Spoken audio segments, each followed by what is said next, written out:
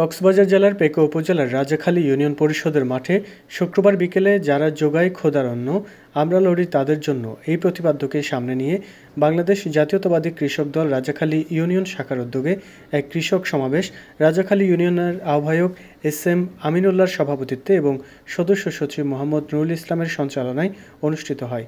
প্রোগ্রামে প্রধান অতিথি হিসেবে উপস্থিত ছিলেন পেকো উপজেলা বিএনপির সাধারণ সম্পাদক মোহাম্মদ ইকবাল। প্রধান মেহমান হিসেবে উপস্থিত ছিলেন রাজাখালী ইউনিয়ন শাখার আহ্বায়ক মোহাম্মদ আবু জাফর এম.এ।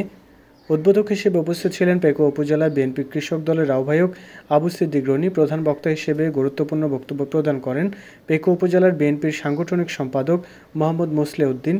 বিশেষ অতিথি হিসেবে উপস্থিত ছিলেন রাজাখালী ইউনিয়ন বিএনপির সদস্য সচিব আবুল বশর বাবু, যুগ্ম আহ্বায়ক মোহাম্মদ জাহাঙ্গীর আলম, উপজেলা কৃষক দলের সদস্য সচিব মনসুর আলম ইউনুস, যুগ্ম আহ্বায়ক মাইন উদ্দিন, পেকো উপজেলা মহিলা দলের সাধারণ সম্পাদক শওকত আরা শেফু, উপজেলা শ্রমিক দলের সাবেক সাধারণ সম্পাদক জামাল উদ্দিন, রাজাখালী ইউনিয়ন বিএনপির অলি আহমদ, কাজী আক্তার হোসেন, রমিজ আহমেদ, যুবনেতা আলী আব্বাস, যুবনেতা সৈয়দ ইব্রাহিম, নুরুদ্দিন ইউনুস, গিয়াসউদ্দিন, শ্রমিক নেতা মনসুর আলম, আব্দুর রশিদ, হাবিবুল্লাহ মনু, স্বেচ্ছাসেবক দলের সভাপতি আজিজুল হক, আতিক হাসান, মোহাম্মদ ফাহিম সহ অসংখ্য নেতৃবৃন্দ।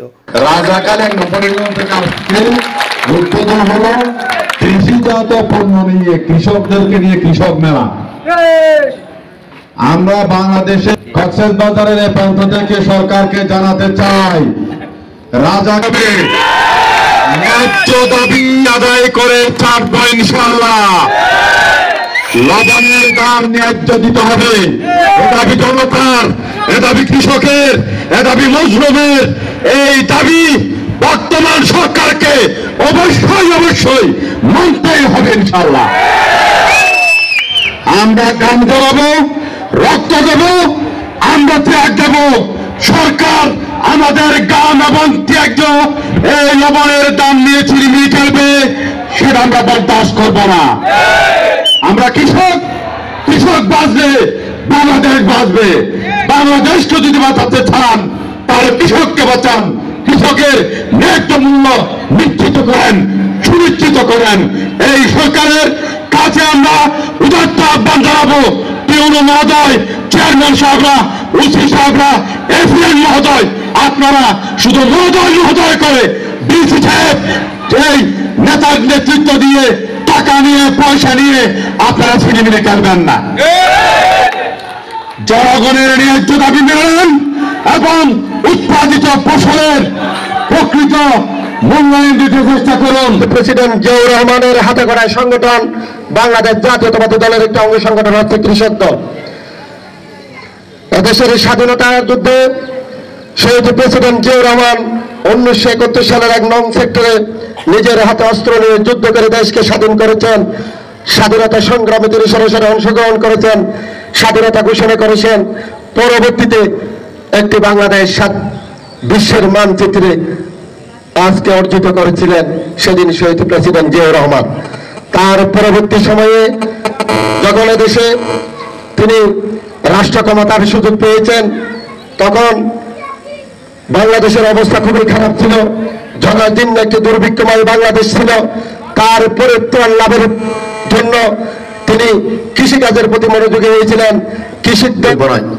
বাংলাদেশ জাতীয়তাবাদী দলের প্রতিষ্ঠাতা, বাংলাদেশের স্বাধীনতার ঘোষক শহীদ প্রেসিডেন্ট জিয়াউর রহমান রাষ্ট্রীয় ক্ষমতায় অধিষ্ঠিত হওয়ার পর সর্বপ্রথম মনে করেছিলেন, এই বাঙালি জাতিকে যদি উন্নয়নের অগ্রভাগে এগিয়ে নিতে হয় তাহলে কৃষি বিপ্লব সাধন করতে হবে। কৃষি বিপ্লব সাধন করতে গিয়ে শহীদ প্রেসিডেন্ট জিয়াউর রহমান কৃষকদের উন্নয়নের জন্য গ্রামে গ্রামে মহল্লায় গিয়ে খাল খনন করেছেন। কৃষি বিপ্লব সাধন করার জন্য কৃষকদেরকে লোনের ব্যবস্থা করেছিলেন। কৃষি বিপ্লব সাধন করার জন্য কৃষকের উৎপাদিত পণ্য যাতে বাজারে সঠিক মূল্য পায় সে ব্যবস্থা গ্রহণ করেছিলেন। ভাগ্যের নির্মম পরিহাস, দীর্ঘদিন ধরে অব্যবস্থাপনায় রাষ্ট্র পরিচালিত হওয়ার কারণে আজকে কৃষকরা দিনের পর দিন ভিক্ষুকে রূপান্তরিত হয়েছে। কক্সবাজার সমাবেশের পরে আই আর প্রিয় নেতা সালাউদ্দিন সাহেব আলাপ আলোচনা করছি বিষয় আছিল যে আর বক্তব্যের বিষয় আছিল যে রাজাহালি উপস্থিত মাঠের দুর্দশা ইতিমধ্যে লবণ মাঠের যে অবস্থা গিয়ে গই এই নেটে যারা আছে সে তারাই দেখে দেয় 180 টাকা ধরে 170 টাকা ধরে হরলির দেয় এমন লবণের দাম বাড়তে এই ধরনের লবণ খাইতে গেলে আগামী যে সিজন আছে আর তো মন মধ্যে শাসা আপনাকে বাজারের কথা আছে কিনা হন যাই পৌঁছে দেয় আয় করতে পারি লবণ দিয়ে ইয়ান জানাই এরপরে আবার 3-4 দিন আগে উপজেলা ইউনিভার্সাল আলো ঘুটে দিয়ে আজ তাদের রিকোয়েস্ট দিয়েছি আর্নেস্ট রিকোয়েস্ট আজ যতটুকু পারি রিকোয়েস্ট দিয়েছি শোন আর এলাকার মানুষ লবণ শাসনের নির্ভরশীল এই মানুষ যদি লবণ মধ্যে কাটতে হয় তাহলে আগামী বর্ষের মধ্যে মানুষ নাহাই মরে যান তারা বিকল্প নেই ফুট করিয়ে একটা সিদ্ধান্ত আল্লাহ অভিযান লবণ শাসক লবণ মাঠের দাম নির্ধারণ অভিযান জানি শুনি খবর লইয়ে একটা সরকারি রেট আছে আর কি বুঝি চিন্তি এরা অন্য সিদ্ধান্ত দিয়ে দিবেন হ্যাঁ নইলে বিশাল একটা সমস্যা জনগণের মধ্যে একাঙ্গুত আন্দোলন এই সিদ্ধান্ত থাকলে জানিয়ে চূড়ান্ত সিদ্ধান্ত জনগণ সবাই মানে ঠিক আছে না তো বক্তব্যটা আপনারা জানেন বাংলাদেশ মানে কৃষক বাংলা 85% 90% কৃষক কৃষি নির্ভর দেশ হলো বাংলাদেশ। শহীদ রাষ্ট্রপতি জিয়াউর রহমান 1980 সালে 30 ডিসেম্বর কৃষক বাঁচাও দেশ বাঁচাও এই প্রত্যয়কে সামনে রেখে বাংলাদেশ জাতীয়তাবাদী কৃষক দলের প্রতিষ্ঠা করেছিলেন। শুধু সংগ্রামী সমাবেশ আপনারা জানেন বাংলাদেশ 1975 সালে যখন পট পরিবর্তন হয় বাংলাদেশে যখন দুর্ভিক্ষ চলে আসে সেই মুহূর্তে শহীদ রাষ্ট্রপতি জিয়াউর রহমান বাংলাদেশের হাত ধরে বাংলাদেশের ক্ষমতায় এসেছিল। সেই থেকে শহীদ রাষ্ট্রপতি জিয়াউর রহমান কৃষকদের পাশে ছিল। কৃষকদের পাশে থেকে কাল খনন থেকে শুরু করে কৃষকদের বিনামূল্যে কৃষি উপকরণ দেওয়া থেকে শুরু করে কৃষকদের বিনা সুদে ঋণ দেওয়া থেকে শুরু করে কৃষকদের সর্বোচ্চ সহযোগিতা করে গিয়েছিল। ভালো করে জানেন আমাদের সভাপতি এসএম আমিনুল্লাহ উনি খুবই দক্ষ, উনি প্রত্যেকটা ওয়ার্ডে ওয়ার্ডে গিয়ে উনি কমিটি করেছে, উনি সভা করেছে, ওনার কৃতজ্ঞতা শেষ করতে পারছি না। আমরা বিএনপি আমরা পালাই না, আমার লীগের মতো আমরা পালাইতে করি। সামনে আমাদের নির্বাচন আসবে, আমরা কঠোর পরিশ্রম করে আমাদের সালাউদ্দিন ভাই এর হাতকে শক্ত করার জন্য আমাদের সবাইকে একযোগে কাজ করতে হবে।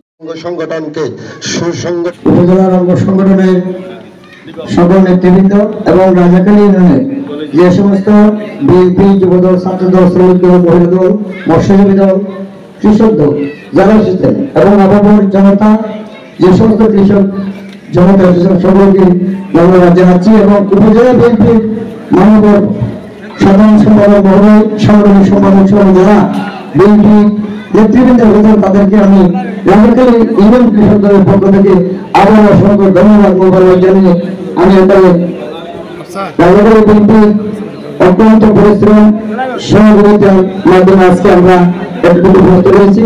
সেজন্য রাজাখালী বিএনপির শ্রদ্ধেয় সভাপতি সহ সদস্য সচিব যুগ্ম আহ্বায়ক যারা আছেন এবং যুবদল নেতৃবৃন্দ শ্রমিকবৃন্দ সকলকে এবং সামাজিক ব্যাংককে এবং প্রত্যেকটা ওয়ার্ড বিএনপির সভাপতি সম্পাদক যুবদল ছাত্রদল শ্রমিক সকলকে ধন্যবাদ জানিয়ে আমি আমার বক্তব্য শেষ করছি।